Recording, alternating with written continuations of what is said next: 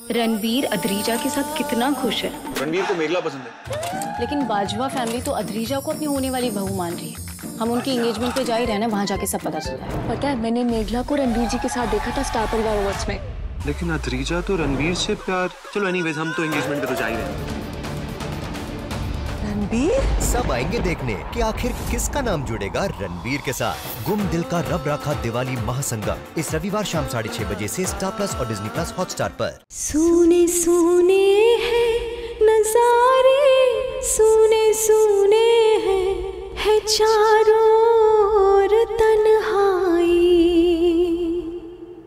लेके बैठा है न जाने कौन सी करवट, समय ने क्यों मुँह फेरा है।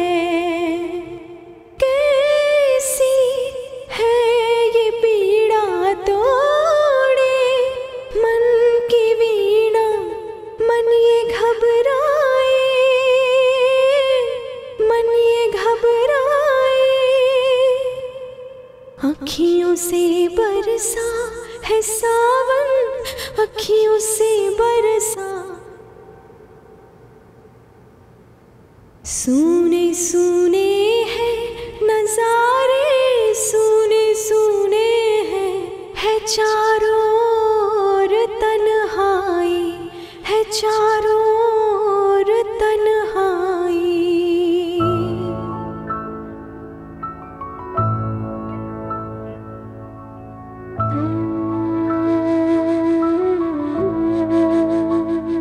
ये क्या कर रहे हैं आप कान्हा जी? इतनी सारी मुश्किलें एक साथ, मैं सबको मुश्किल में नहीं देख सकती। ये कम से कम कायरवैया को निर्दोष साबित कर दो,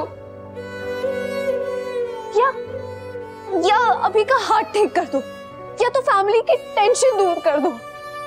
सब नहीं तो कम से कम अभी को ये भरोसा दिला दो कि भैया ने अनीशा को नहीं मारा है।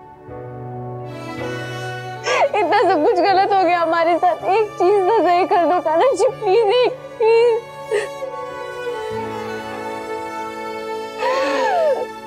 कुछ सही कर दो।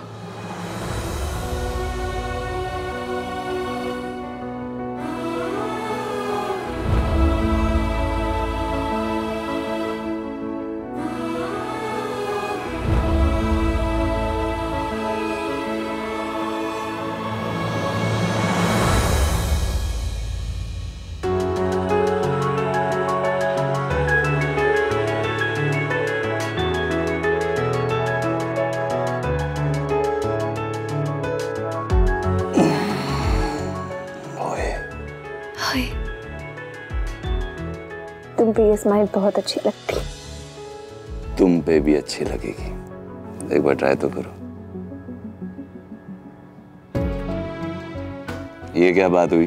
रोती हो तो असली, स्माइल कर रहे हो तो ऐसे नकली। मेरी जो अपनी स्माइल की बताओ। मेरी तो 100% ऑनेस्ट। बस उसे ऐसे ही बनाए रखना। तुम्हारी स्माइल को देखकर मुझे सच में बहुत हिम्मत मिली। और क्या बात है, आज तो तुम्हारी मॉर्निंग वाकई में काफी गुड लग रही है, बहुत दिनों बाद। मैं स्माइल की वजह नहीं पूछूंगी। बताओ। तुम अपने खाने से शिकायत कर रही थी ना कल रात को। एक तो गुड न्यूज तो समझ लो दे दी। क्या? गेस।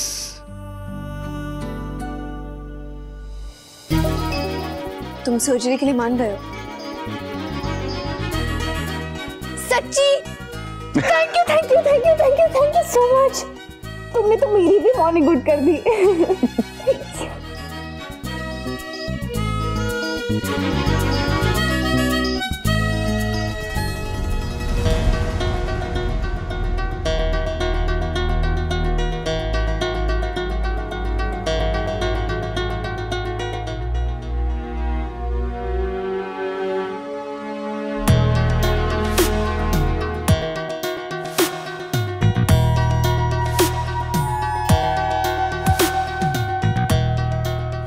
कल कितना कन्विंस करने की कोशिश की अभी को, पर वो माना ही नहीं।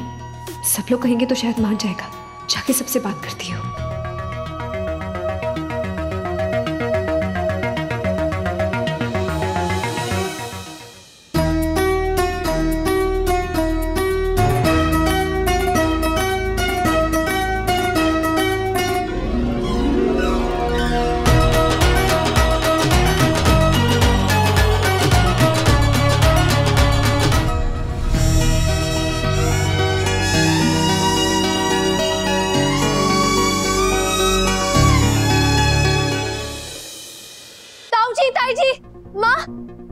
डॉक्टर खेरा का फोन आया था। उन्होंने कहा कि अगर आज सर्जरी नहीं हुई तो कभी नहीं होगी। आई नो आप सब मुझसे नाराज हैं, पर उसका और इस बात का कोई कनेक्शन नहीं होना चाहिए। अगर आप चाहते तो आप मुझसे बात मत करिए या आप मुझे डांट दीजिए। आपको जो करना है करिए, पर प्लीज अगर आप में से कोई अभी को समझा सकता है तो प्लीज समझाइए। मैंने उसे समझाने की कोशिश की पर वो माना नहीं। माना नहीं का मतलब मना नहीं किया, पर उसे हाँ भी नहीं की। और डॉक्टर खेरा मुझसे पूछ रहे हैं कि वो कितने बजे आए। बड़ी मुश्किल से हम उन तक पहुंचे। कहीं ऐसा ना हो जाए कि वो बिना सर्जरी किए चले जाए और फिर बाद में हमें रियलाइज हो कि अपनी मिसअंडरस्टैंडिंग की वजह से हमने अपनी अभी की लाइफ। प्लीज प्लीज अगर आप में से कोई उसे समझा सकता है तो प्लीज समझाइए। प्लीज उससे बात करिए। वो चुपचाप बस बैठा है, वो कुछ नहीं बोल रहा है। प्लीज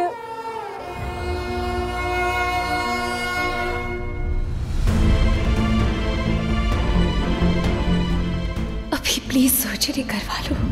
अनीशा के राखी में भी यही विश थी।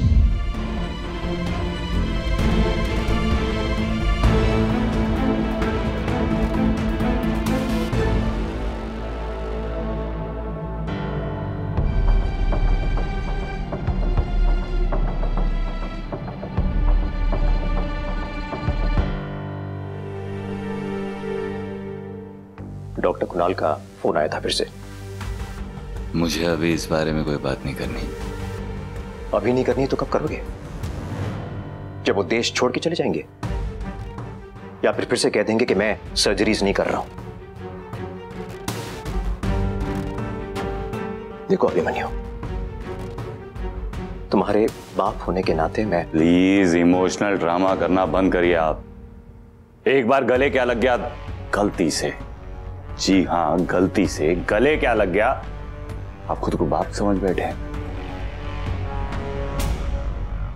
देखो मैं यहां बाप बनने नहीं आया हूं और ना ही बेटा बेटा करने आया हूं। सलाह देने आया हूं तुम्हें, और सलाह मैं बगैर बाप बने भी दे सकता हूं।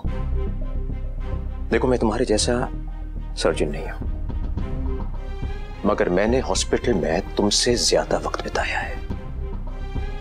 और हॉस्पिटल में वक्त बिताने का फायदा यह होता है कि इंसान जिंदगी की अहमियत एक गहरे तरीके से समझ लेता है, क्योंकि वहां हम मौत देखते हैं और मौत देखकर हमें लाइफ की वैल्यू और अप्रिशिएट करने का मौका मिलता है। जब हमारी मां मरी थी ना भाई साहब और मेरी मां, हमने काम करना बंद नहीं किया। महिमा भाभी, जब तुम्हारे नाना नानी गुजरे थे, अगले दिन हॉस्पिटल में थी वो, क्योंकि एक पेशेंट को उनकी जरूरत थी। हर इंसान की जिंदगी में दो जंग चल रहे होते हैं किसी भी वक्त, एक अंदर और एक बाहर। और अंदर की जो जंग है ना, उसका असर बाहर की जंग पर नहीं पड़ना चाहिए। और तुम जानते हो इसका सबसे बड़ा एग्जाम्पल कौन है? तुम्हारी मां मंजरी। उसे तुम वॉरियर हाउसवाइफ कहते हो ना, बिल्कुल वही है वो। उसने कभी भी अपनी अंदर की जंग को अपने बाहर की जिम्मेदारियों पर असर नहीं करने दिया है। और जिस तरह एक मां अपने बच्चों के प्रति डेडिकेटेड होती है, उसी तरह एक डॉक्टर अपने पेशेंट्स के लिए डेडिकेटेड होता है। उसकी जिंदगी उसकी कम, पेशेंट्स की ज्यादा होती है। और तुम्हारे पेशेंट्स को तुम्हारी जरूरत है अभिमन्यु, और उनका ख्याल रखने के लिए तुम्हें अपने हाथ की जरूरत है। अच्छा चलो ये सोचो, अगर कल तुम्हारे किसी करीबी को तुम्हारी जरूरत हो, तुम्हारी माँ अक्षरा, उन्हें सर्जरी की जरूरत हो, फिर क्या करोगे तुम? अफसोस करोगे कि इतना अच्छा मौका था मेरे पास, डॉक्टर कुणाल खेरा जैसा डॉक्टर अग्री कर गया तुम्हारी सर्जरी करने को और तुमने ना कह दिया। देखो सच ये है कि अनीशा चली गई, ये बहुत अनफॉर्चुनेट है, ऐसा नहीं होना चाहिए था। मगर इससे बड़ा सच ये है कि लोग जो हैं, जो जिंदा हैं, उन्हें तुम्हारी जरूरत है। देखो अभिमन्यु, तुम्हारे महादेव ने तुम्हें वरदान दिया है, तुम्हें शक्ति दी है कि तुम अपने हाथों से लोगों की जान बचा सको, और तुम हो कि मुट्ठी बंद करके बैठे हो।